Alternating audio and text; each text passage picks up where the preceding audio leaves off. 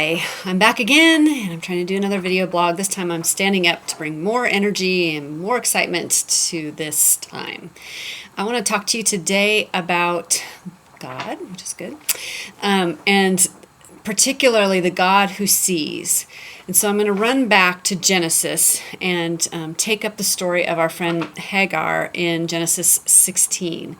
And so if you know the story, she was one of Abraham's, or he was Abram at the time, one of his maidservants, and Sarai, who was not yet Sarah, she was Sarai, gave Hagar to Abram and said, hey, we're not going to ever have kids, so let's try this.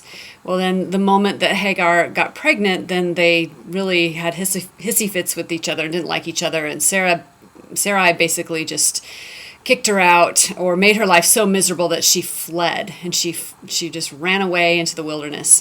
And that's where she encounters the angel of the Lord. And so this is where it picks up the story. The angel of the Lord found Hagar near a spring in the desert. It is a spring that's beside the road to Shur. And he said, Hagar, slave of Sarai, where have you come from and where are you going? She said, I'm running away from my mistress Sarai. Then the angel of the Lord told her, go back to your mistress and submit to her. The angel added, I will increase your descendants so much that they will be too numerous to count. And then gives a prophecy about Ishmael that isn't the greatest prophecy, because it talks about him being like a wild donkey of a man and people aren't going to like him. So that's kind of frustrating. But still, because she met God in that wilderness, this is what she said. She gave this name to the Lord who spoke to her. You are the God who sees me. For she said, I have now seen the one who sees me.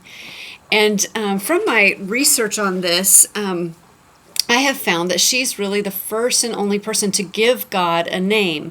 And the name she gave him was the God who sees, which is El Roi. So I'm going to illustrate that concept of the God who sees with a little story. Some of us have these secret things going on in our hearts that we don't even talk about, or we don't even share with ourselves. We might not even share with our spouse, our kids, our friends, but we also don't admit it to ourselves. And one of the things that I had in my life was I had this fear that my kids wouldn't know that I love them. I so much wanted to know that they knew that, but I never talked about it to myself. Not that I'm talking to myself all the time, but I never admitted that or said that that was a fear. But it was latent inside of me. And the Lord knew that. He saw that. He's the God who sees.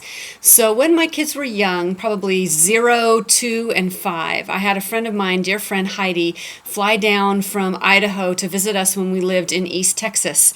And she spent a week with us, and it was just such a blessing. We had a great time. And at the very end of the week, she said to me, I want you to look me in the eyes. So I looked at her and she said, I know this sounds crazy, but here's the thing. God has told me to tell you something.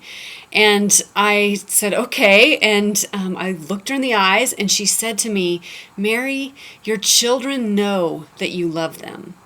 And I hadn't ever said that out loud, but in the moment when she said that to me, a dam just burst inside of me, and I realized that it had been this fear that I kept in the darkness that I was so afraid of, that I had been carrying since the moment I gave birth to my first child.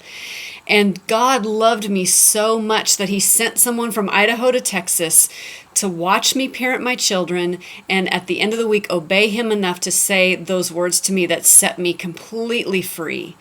So I just want to encourage you today that if you are in that place where you have some secrets that maybe you're not admitting to yourself, or you're not admitting to the outside world, God still sees you, and he will encourage you and find a you-specific way, or a you-shaped way to encourage you, change you, help you take the very next step. Because a lot of times we're so bound up by our fears and our frustrations and our burdens and our issues that we can't take that next step. But God is El Roi, the God who sees you. He sees you right now. He sees you when I'm talking to you on this one-dimensional screen. He sees you, and he will encourage you.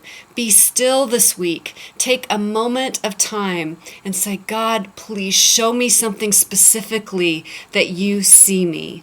So please this week, settle your heart and then wait in great expectation for the God who sees you. Have a great week. Bye-bye.